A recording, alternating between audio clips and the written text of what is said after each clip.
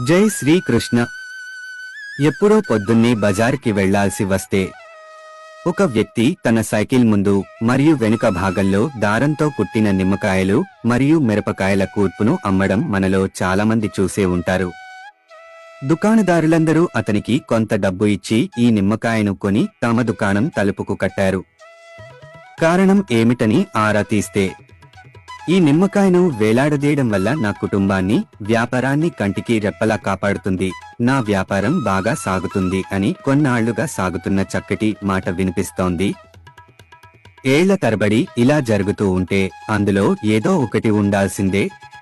నేను ఎవరినీ విమర్శించదలుచుకోలేదు.